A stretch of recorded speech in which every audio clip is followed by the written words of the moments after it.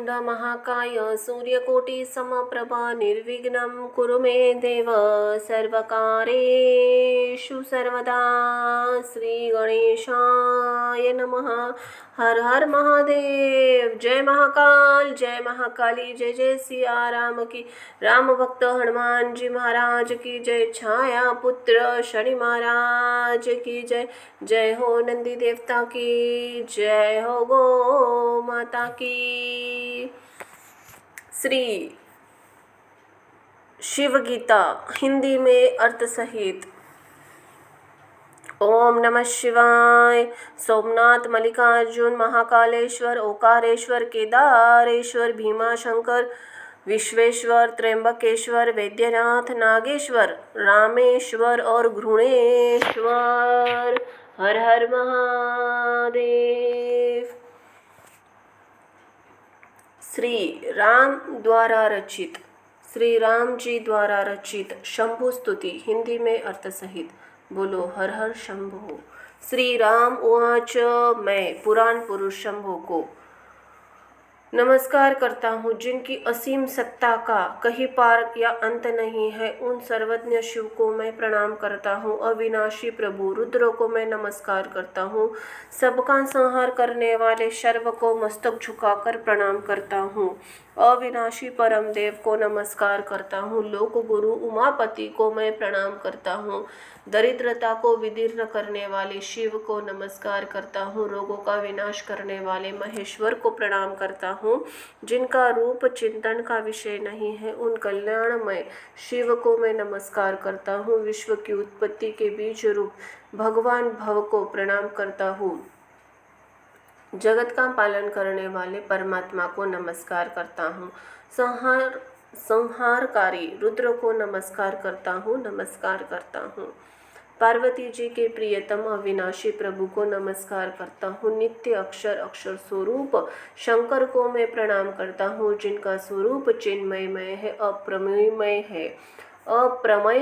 है, उन भगवान त्रिलोचन को मैं मस्तक झुकाकर बार बार नमस्कार करता हूँ।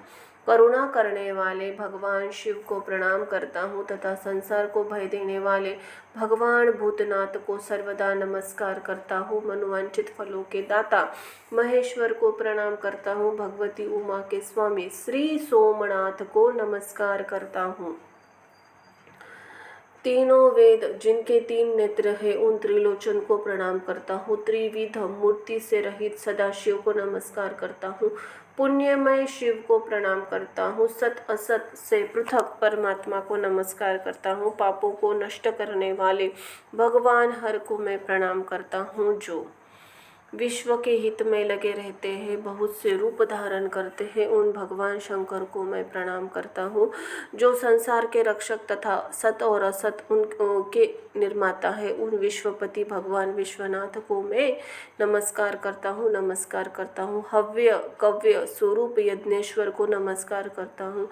संपूर्ण लोकों का सर्वदा कल्याण करने वाले जो भगवान शिव आराधना करने पर उत्तम गति एवं संपूर्ण अभिष्ट वस्तुओं को प्रदान करते हैं, दान प्रिय इष्ट देव को मैं नमस्कार करता हूँ। भगवान सोमनाथ को प्रणाम करता हूँ। जो स्वतंत्र न रहकर भक्तों के वश में रहते हैं, उन विजयशील उमानाथ को मैं नमस्कार करता हूँ। विघ्नराज गणेश तथा नंदी के स्वामी पुत्र प्रिय भगवान शिव को मैं मस्तक झुकाकर प्रणाम करता हूँ।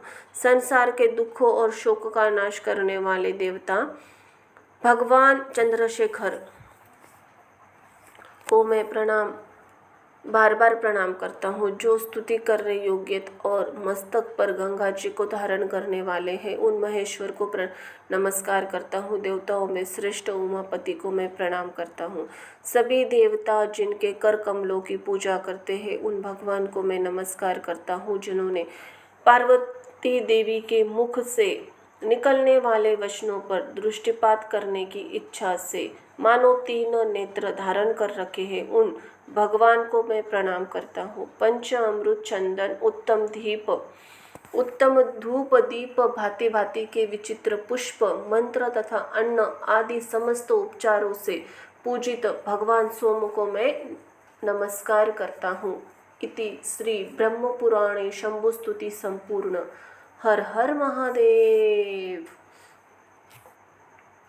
कर्पूरगौरं करुणावतारं संसारसारं भुजगेन्द्रहारं सदा वसन्तं हृदयारविन्दे भवं भवानी सहितं नमामि। मन्दारमाला कृपालकाय कपालमालाभिषेकराय दिगंबराय च दिगंबराय नमः शिवाय च नमः शिवाय। सांब सदा शिव पार्वती पते हर हर महादेव। बोलो शंभुनाथ की जय। जय हो माँ आदिशक्ति आदि नारायणी उदे उदे। जयंती मंगला काली भद्रकाली कपालिनी दुर्गा क्षमा शिवा धात्री स्वाहा स्वधा नमस्तुते। ऐराजा उदो उदो सदानंदी उदो उदो। श्री शिवगीता श्री भगवानुवाच अध्याय 11। ओम नमः शिवाय।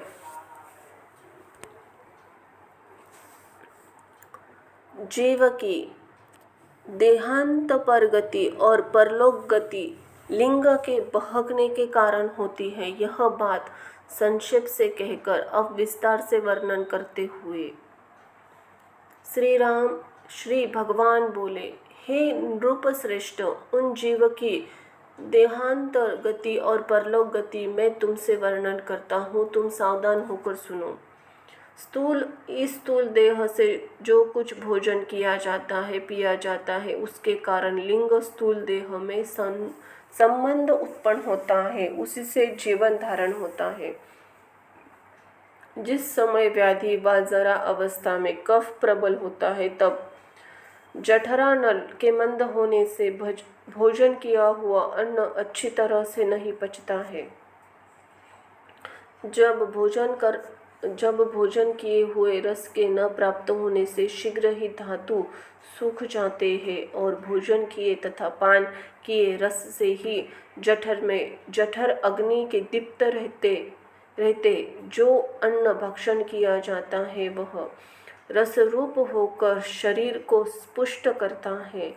उस समय प्राणवायु वह संपूर्ण रस लेकर सब धातुओं में पहुँचता है। इसी कारण से यह समान वायु कहलाता है और वृद्ध अवस्था में वह रस उत्पन्न नहीं होता। इस कारण शरीर के बंधन जो दृढ़ता से परस्पर संघट है शिथिल हो जाते हैं। जिस प्रकार आम्रफल पककर अपने भार से आप ही शीघ्र पतित हो जाता है, इसी प्रकार शरीर शिथिल होने से लिंग शरीर का स्थूल से वियोग हो जाता है। संपूर्ण इंद्रियों की वासना आध्यात्मिक जीवन संबंधी बुद्धि और इंद्रिया आदि भौतिक प्राप्त होने वाले देह के कारणभूत सूक्ष्म रूप वाले कर्म, यह तीनों आकर्षित होकर हृदय कमल में एकता को प्राप्त होते हैं। तब मुख्य प्राणवायु शेष 9 वायुओं से संयुक्त होकर उदर्व श्वास रूपी हो जाता है और फिर से वे सब एक होकर जीवात्मा से संयुक्त होते हैं। विद्या कर्म वासना से युक्त हो यह जीव अपने कर्म से नाड़ी मार्ग का आश्रय करके नेत्र मार्ग अथवा ब्रह्मरथ के द्वारा बहिर्गत होता है। जिस प्रकार से घड़े को इस देश से दूसरे स्थान में ले जाते हैं, परंतु वह आकाश से पूर्ण ही जाता है। जहाँ घट जाएगा उसी स्थान में से घटा घटका शम भी जाएगा। इसी प्रकार से जहाँ जहाँ लिंग शरीर गमन करता है उसी उसी स्थान में जीव होता है और कर्मानुसार दूसरे देह को प्राप्त होता है। जिस प्रकार नदी का मत्स्य कभी इस किनारे और कभी दूसरे किनारे जाता है, इसी प्रकार से यह मोक्ष न होने तक अनेक योनियों में भ्रमण करता रहता है। जो पापी है उनको यमदूत ले जाते हैं। यह यातना देह को जो नरक दुख भोगने के लिए दी जाती है उसको आश्रय करके केवल नरकों को ही भोगता है। और जिन्होंने सदा इष्ट यज्ञादि पूत कर्म किए हैं वह पितृलोक को और जिन्होंने सदा इष्ट यज्ञादि पुण्य कर्म किए हैं वह पितृलोक को गमन करते हैं। यमदूत उन्हें पितृलोक को प्राप्त करते हैं। उस मार्ग का क्रम यही है कि धूम फिर रात्रि अभिमानी देवता के निकट, फिर कृष्ण पक्ष अभिमानी देवता के निकट, फिर दक्षिणयान अभिमानी देवता के निकट, फिर वहाँ से पितृलोक में जाते हैं। पितृलोक से आगे चंद्रलोक को प्राप्त हो दिव्य देह पाकर महालक्ष्मी जी का भोग करता है। वहाँ यह चंद्रमा ही समान होकर कर्म के फल की अवधि तक चंद्रलोक में वास करता है। जब पुण्य फल समाप्त हो जाता है तो जिस कर्म से इस लोक में गमन हुआ तथा उसी क्रम से इस लोक में फिर आता है। चंद्रलोक से चलते समय उस शरीर को छोड़ यह आकाश रूप होकर आकाश से वायु में और वायु से जल में आता है। जल से मेघों में प्राप्त होकर फिर यह वर्षा द्वारा पृथ्वी पर पतित होता है। फिर अनेक कर्म के वश होकर भक्षण योग्य अन्न में प्राप्त होता है और कितने एक शरीर प्राप्ति के निमित्त मनुष्यादि योनि में प्राप्त होते हैं और कितने एक कर्म और ज्ञान के तारतम्य अवस्था वर्तत्व को प्राप्त हो जाते हैं। जो जीव अन्न में प्राप्त हुए हैं उस अन्न को स्त्री पुरुष भक्षण करते हैं। उससे स्त्री और पुरुष का रज और शुक्र होकर उन दोनों के संयोग से वह गर्भ रूप धारण करते हैं। यही जीव कर्म के अनुसार स्त्री पुरुष और नपुंसक होता है। इस प्रकार से इस जीव की इस लोक में गति और परलोक में गति होती है। अब इसकी मुक्ति का वर्णन करता हूँ। जो शम दम आदि साधन संपन्न सदा अपने वर्णाश्रम के कर्म करते और फल की आकांक्षा न करके ईश्वर अर्पण कर देते हैं, वह मनुष्य देवयान मार्ग से ब्रह्मलोक पर्यंत गमन करते हैं। वह प्रथम ज्योति में प्राप्त हो पीछे दिन और फिर शुक्ल पक्ष अभिमानी देवताओं के निकट जाता है। फिर उत्तरायण को प्राप्त होकर संवत्सर के निकट गमन करता है। फिर सूर्यलोक को प्राप्त होता है। चंद्रलोक से भी ऊपर विद्युत लोक को प्राप्त होता है। फिर उससे आगे कोई एक पुरुष दिव्य देह को प्राप्त हो ब्रह्मलोक को जाता है और वहाँ से यहाँ नहीं आता है। ब्रह्मलोक में प्राप्त होकर दिव्य देह के आश्रित हो यह जीव रहता है। उस दिव्य देह से ब्रह्मलोक में अनेक प्रकार के मन इच्छित भोगों को भोगता हुआ बहुत काल तक उस स्थान में वास कर ब्रह्मा के साथ मुक्त हो जाता है। उसकी फिर आवृत्ति नहीं होती। जिस प्रकार से स्वप्न में देखी हुई सृष्टि जागृत होते ही लय हो जाती है, उसी प्रकार से ब्रह्म ज्ञान प्राप्त होने से यह सब सृष्टि लय हो जाती है और जिन्होंने केवल पाप ही किए हैं और उपासना तथा पुण्य कर्म से रहित, उनकी तीसरी गति अर्थात नरक होता है। अनेक प्रकार के रौरव, महारौरव, घोर नरकों को भोगकर पीछे शेष कर्मों के अनुसार शूद्र जंतुओं के को शरीर को प्राप्त होते हैं। मनुष्य में लीख, मच्छर, डांस आदि का जन्म होता है। जिस प्रकार से जीव की गति तुमसे वर्णन की, अब और क्या सुनने की इच्छा है। श्री राम उवाच। श्री रामचंद्र जी बोले, हे भगवान, आपने उपासना और कर्म फल से अनेक प्रकार से चंद्रलोक और ब्रह्मलोक की प्राप्ति का वर्णन की, सो यथार्थ है। गंधर्व लोक और इंद्रादि लोक में इस प्रकार से भोग प्राप्त होते हैं। कोई देवता, कोई इंद्र और कोई गंधर्व होता है।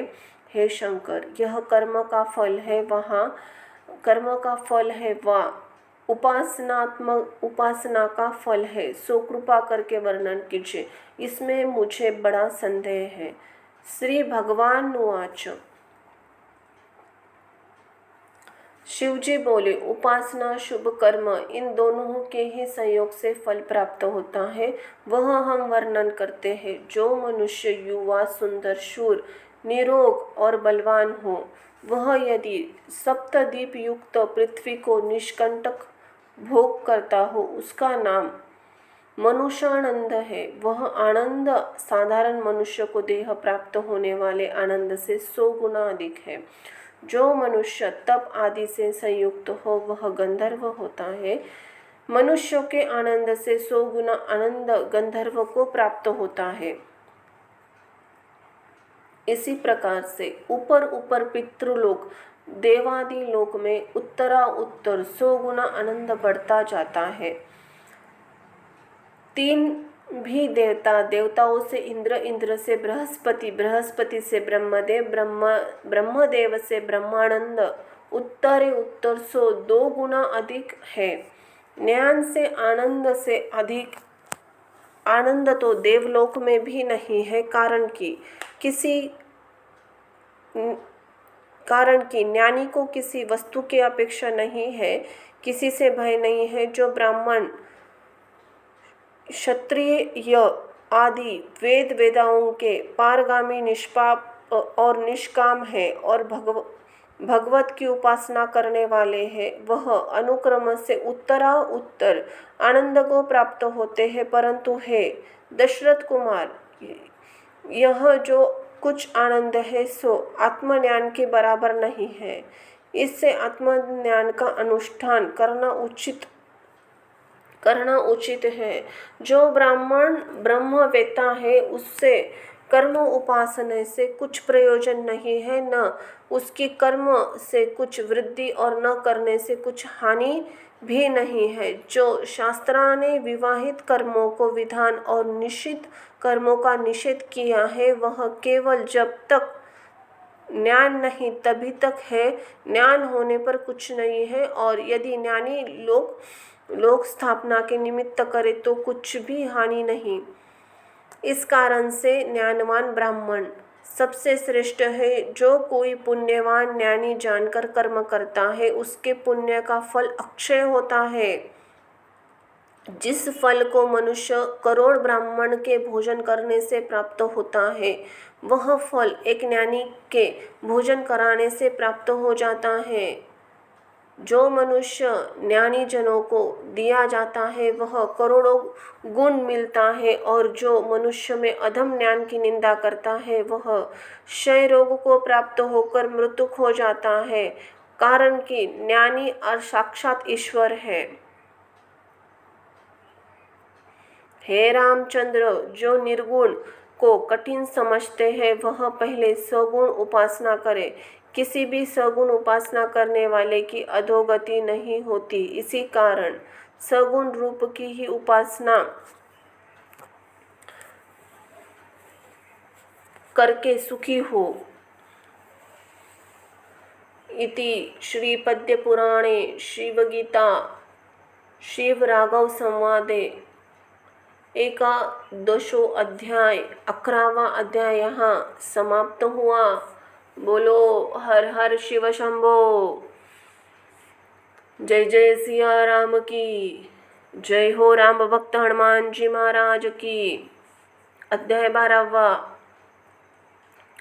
ओम नमः शिवाय। श्री शिवाय नमस्तुभ्यं। श्री रामचंद्राय नमो नमः। जय हो प्रभु हनुमान जी महाराज की। श्री राम उवाच। श्री राम बोले, हे देव देव महेश्वर, आपको नमस्कार है। आप उपासना की विधि और उसका देश काल वर्णन कीजिए। किस समय किस प्रकार की उपासना की जाए। हे ईश्वर उवाच, हे भगवान, हमारे ऊपर आपकी कृपा होए तो उपासना का अंग और नियम कहो। फिर शिवजी बोले, हे राम, मैं तुमसे उपासना की विधि और उसका देश काल कहता हूँ, तुम मन लगाकर सुनो। जितने देवता हैं यह सब मेरे ही रूप है, वास्तव में मुझसे भिन्न नहीं। जो दूसरे देवताओं के भक्त हैं और श्रद्धा पूर्वक उनका पूजन करते हैं, हे राजन, वे पुरुष मेरा ही भेद बुद्धि से यजन करने वाले हैं। जिस कारण इस संपूर्ण संसार में मेरे सिवा और कुछ नहीं है। इससे मैं सब क्रिया का भोक्ता और सबका फल देने वाला हूँ। जो पुरुष विष्णु, शिव, गणेश आदि जिस भावनाओं से मेरी उपासना करता है, उस भावनाओं के अनुसार उसी देवताओं के रूप से मैं उन्हें वांछित फल देता हूँ। विधि से अवधि से किसी प्रकार से हो, जो मेरी उपासना करते हैं उनको मैं प्रसन्न होकर फल देता हूँ, इसमें कोई संदेह नहीं।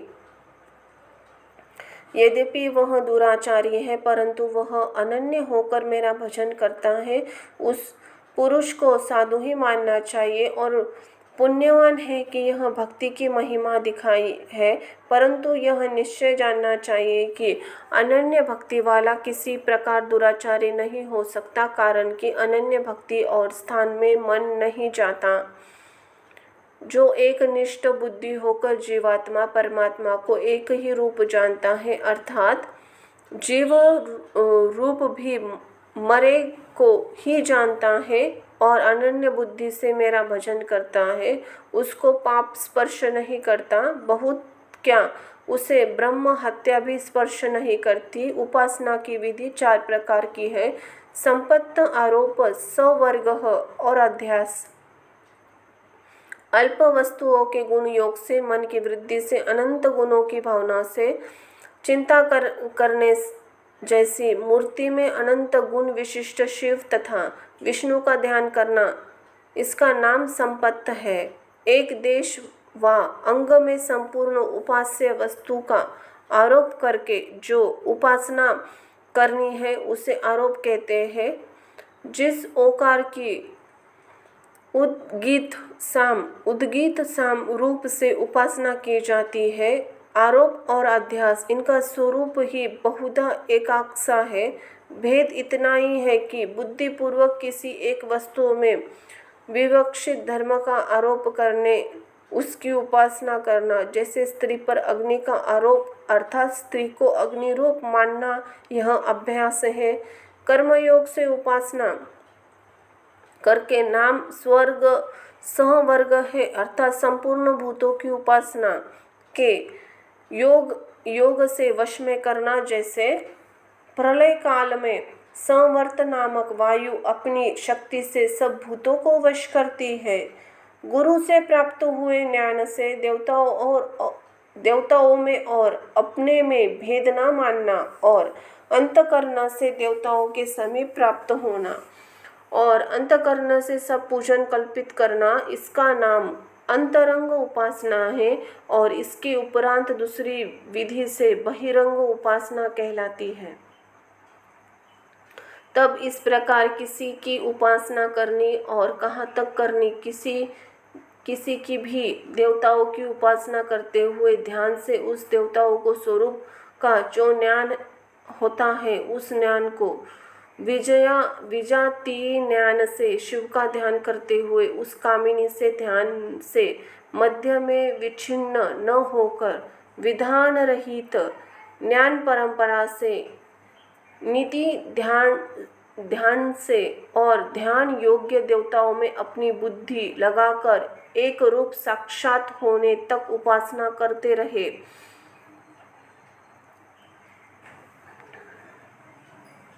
संपदादि जो 4 उपासना का वर्णन है, यह दृढ़ बुद्धि की उपासना तथा उपासना की परम अवधि है। और सगुण उपासना इस प्रकार है कि मूर्ति की उपासना करने के समय उसके प्रत्येक अंग में अक्षय वृष्टि लगाकर उपासना करनी तथा इस उपासना के अंग को श्रवण करो।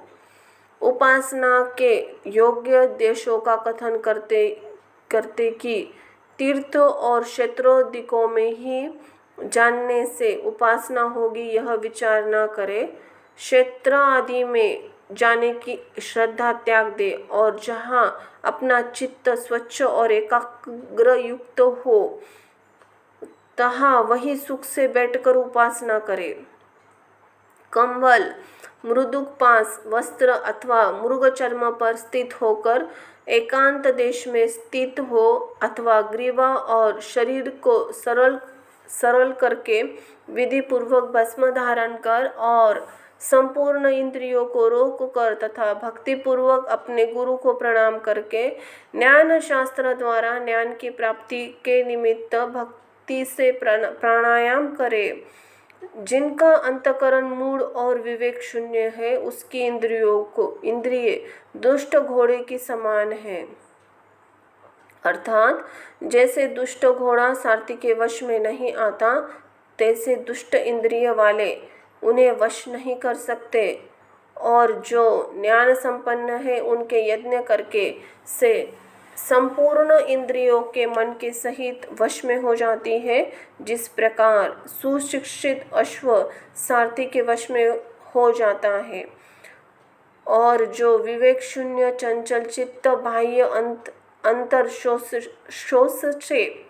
सोच से हीन और अनुभव ज्ञान रहित है, वे उस स्थान को नहीं प्राप्त होते, परंतु निरंतर संसार में ही भ्रमण करते हैं।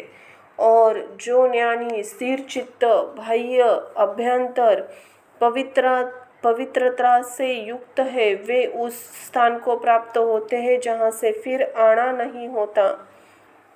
यह श्रुति में लिखा है, जिसका विज्ञान रूपी सारथी मन रूपी लगाम धारण किए है, इंद्रिय रूपी घोड़े जूते शरीर रूपी रथ में जो बैठा है, वह संसार रूपी मार्ग से पार हो परम पद मोक्ष स्थान पर पहुँच जाता है।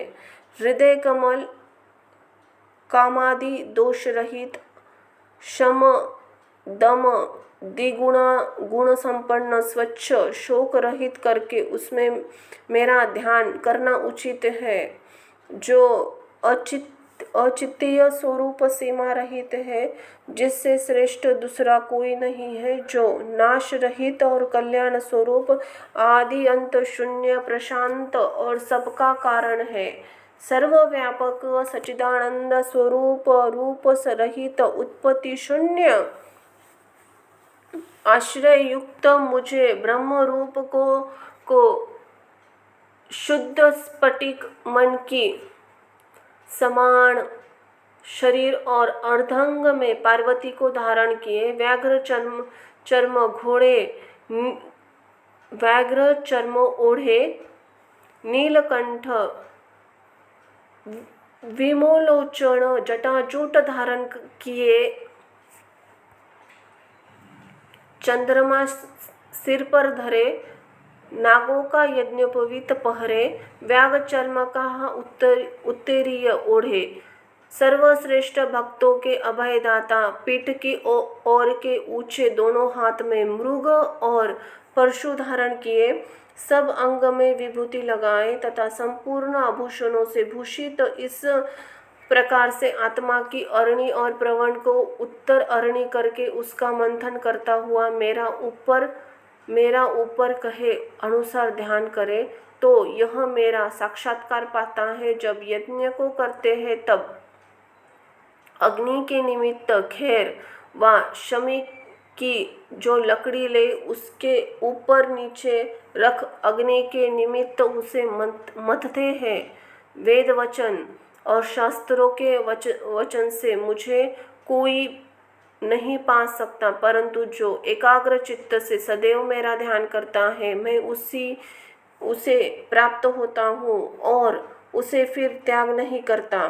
जो पाप से पराणमुख नहीं, जिसकी तृष्णा शांत नहीं, मन श्रवण मनन निसंध्या स्थान से जिसका मन समाधान नहीं है, जिसका मन चंचल है, ऐसा पुरुष केवल शास्त्र के अध्ययन से मुझे प्राप्त नहीं कर सकता।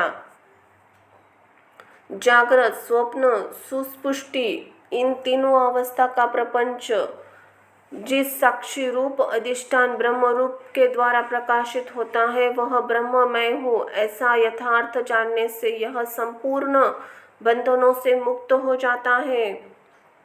तीन अवस्थाओं में जो भोग पदार्थ, जो भोक्ता और जो भोग योग्य वस्तु है, यह तीनों ब्रह्मा की ही सत्ता से कल्पित है। इनका प्रकाश गति करने हारा सदाशिव मैं ही हूँ।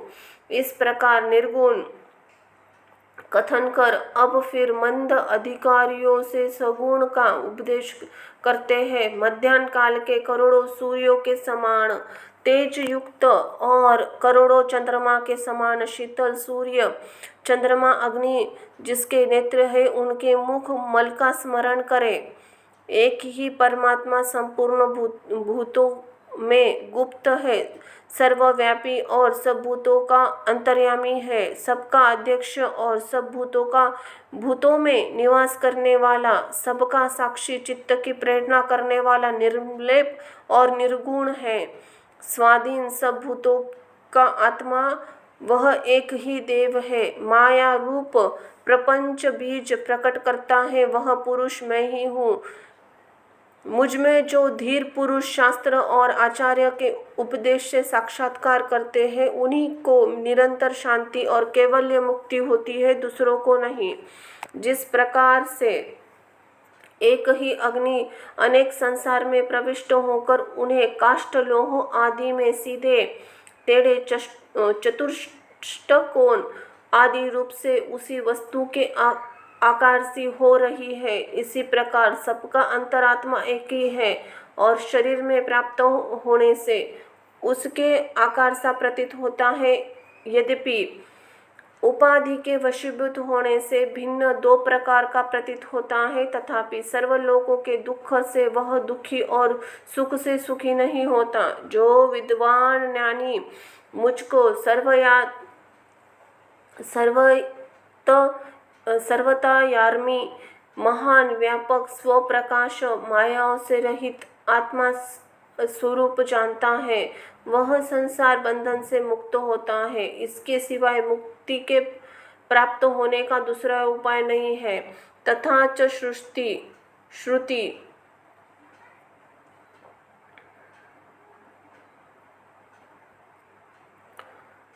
प्रथम सृष्टि के आरंभ में मैं ही ब्रह्मा को उत्पन्न करके उसके निमित्त वेद उपदेश करना, वही स्तुति योग्य पुराण पुरुष मैं ही हूँ। जो इस निश्चय से मुझे जानते हैं वे मृत्यु के मुख से छूट जाते हैं। तथा श्रुति या ब्रह्मांड वदधाति पूर्व यो वेदांच प्रणोति तस्मै इत्यादि श्रुति में प्रसिद्ध है।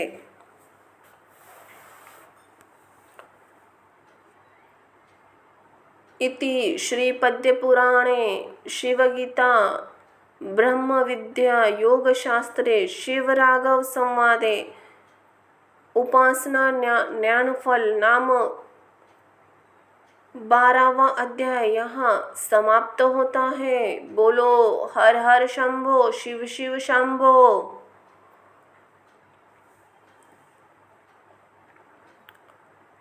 अध्याय 13वां। ओम नमः शिवाय। श्री रामचंद्राय नमः। जय हो प्रभु हनुमान जी महाराज की।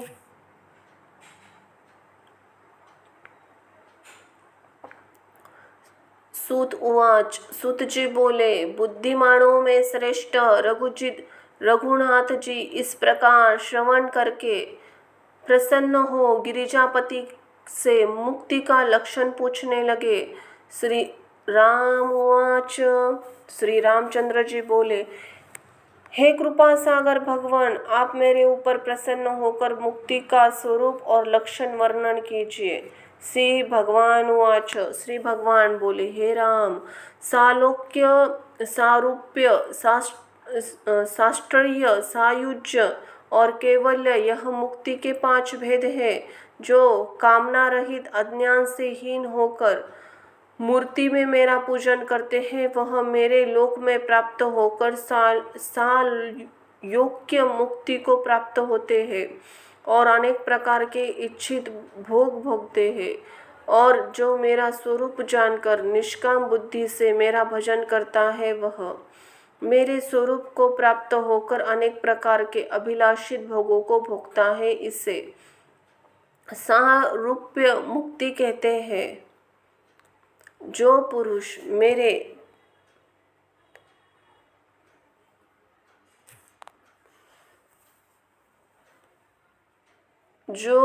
मेरी प्रीति के निमित्त इष्टापूर्ति आदि कर्मों को करता है, वही भी उसी फल को प्राप्त होता है, इसमें संशय नहीं। जो भोजन करता है, जो अग्नि में हवन होता है, जो देखता है और जो कुछ तपस्या आदि करता है, वह सब मेरे ही अर्पण करता हूँ। वह मेरे ही लोक की सब लक्ष्मी, जगत के कर्तापन आदि व्यतिरिक्त सब दिव्य संपत्ति को भोगता है। इसे साइष्टर्य मुक्ति कहते हैं। जो शांति आदि साधनों से युक्त होकर श्रवण, मनन, निधि ध्यासन पूर्वक मुझ में ही आत्मा रूप जानता है, वह अद्वैत स्वप्रकाश ब्रह्मा के तत्व रूप को प्राप्त होता है। जो जीव का यथार्थ स्वरूप है, इस स्वरूप से अवस्थान करके का नाम ही सायुज्य मुक्ति है। सत्य, ज्ञान, अनंत, आनंद इत्यादि लक्षण युक्त और सब धर्म रहित मन और वाणी से परे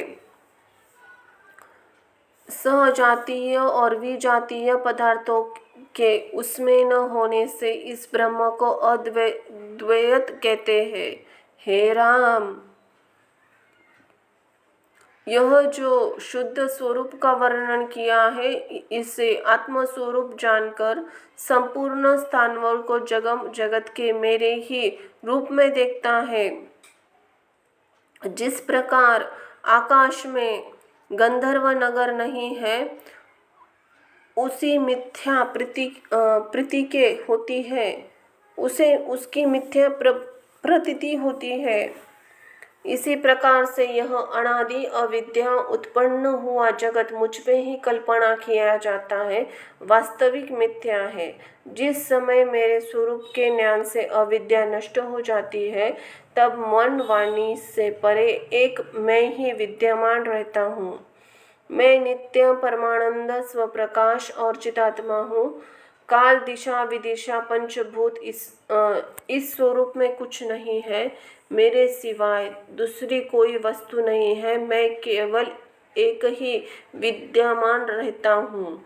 मेरे निर्गुण स्वरूप कोई नील पतादी आकार और वर्ण का नहीं है और इन चर्म चक्षु से भी कोई मुझे देखने को समर्थ नहीं हो सकता।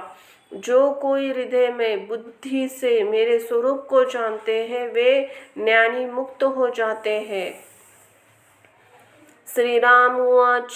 श्री रामचंद्र जी बोले, हे भगवान, मनुष्य को शुद्ध ज्ञान किस प्रकार से होता है? हे शंकर, जो आपकी कृपा मेरे ऊपर है तो इसका उपाय वर्णन कीजिए। श्री भगवान उवाच। श्री भगवान बोले, ब्रह्मलोक पर्यंत दिव्य देह को भी नाशवत समझकर भार्या, मित्र, पुत्र आदि इन सब को क्लेशदाता और अनित्य समझकर इनसे चित्त की वृत्ति पृथक करे और श्रद्धा पूर्वक ज्ञान प्राप्त होने के निमित्त मोक्ष शास्त्र वेदांत में निष्ठाशील होकर उसी के जानने का उपाय करते हुआ ब्रह्मवक्ता गुरु के निकट जाए। उस गुरु के आगे अपने हाथ में लाया हुआ पदार्थ रख के दंडवत नमस्कार करे, फिर उठ के हाथ जोड़ के इच्छित अर्थ का निवेदन करे। बहुत काल तक सावधान हो उन्हें सेवा से संतुष्ट करे। मन लगाकर सब वेदांत के वाक्यों का अर्थ श्रवण करे और संपूर्ण वेदांत के वाक्यों का तात्पर्य भी निश्चित करे। यही नहीं कि अहम ब्रह्म करता फिरे। इसका नाम ब्रह्मादि यो ने श्रवण कहा है। लोहमणि आदि के दृष्टांत संयुक्ता से, जैसे कि चुंबक की शक्ति से लोहा भ्रमण करता है, इसी प्रकार ब्रह्मा की सत्ता से जगत भ्रमण करता है। श्रवण को पुष्ट करके मनन करे, अर्थात उसका चिंतन करे। वाक्य अर्थ के विचार का ही नाम मनन कहा है। ममता और अहंकार रहित सबसे समान संग वर्जित शांति आदि साधन संपन्न होकर निरंतर ध्यान योग से आत्मा से ही ध्यान करके ध्यानसन कहते हैं, निधि ध्यानसन कहते हैं। संपूर्ण कर्म के क्षय हो जाने से जो आत्मा का साक्षात्कार है, किसी को शीघ्र और किसी को चिरकाल में होता है, जिसे प्रतिबंधक नहीं होता उसे शीघ्र और जिसे प्रतिबंधक होते हैं उसे देर में होता है। जो कुछ जीव के किए हुए और करोड़ों के जन्म संग्रह किए कर्म है, वह ज्ञान से ही नष्ट हो जाते हैं। कर्म चाहे 10 सहस्त्र करोड़ों से नष्ट नहीं होते हैं। ज्ञान होने पर जो कुछ पुण्य व पाप थोड़ा या बहुत किया जाता है, उससे यह प्राणी लिप्त नहीं होता, और जो इस प्राणी के शरीर निर्माण का हेतु प्रारब्ध का कर्म है, वही भोगने से ही नष्ट होगा, ज्ञान से नहीं। जिससे मोह अंधकार नहीं है, जो संपूर्ण संग से रहित है, संपूर्ण प्राणियों को आत्माओं में और संपूर्ण प्राणियों में जो आत्माओं को देखता है, इस प्रकार ज्ञान युक्त विचरता हुआ प्राणी जीवन मुक्त कहलाता है, कारण कि वह प्रारब्ध कर्मशय के निमित्त विचरता है।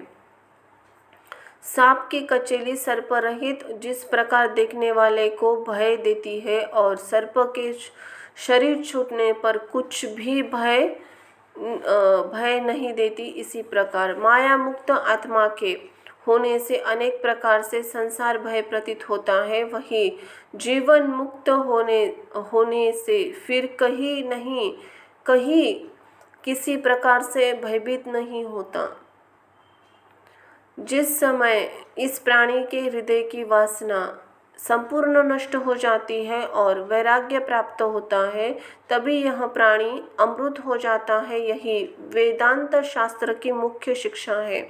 जिस प्रकार कैलाश, वैकुंठ आदि दिव्य लोक है, इसी प्रकार मोक्ष कोई लोक नहीं है। मुक्त किसी ग्राम अंतर का निवासी नहीं होता, केवल हृदय की अज्ञान ग्रंथि के नष्ट हो जाने से मुक्त हो जाता है। जिसका वृक्ष के अग्रभाग से चरण आगे पड़ता है वह उसी समय नीचे गिरता है। इसी प्रकार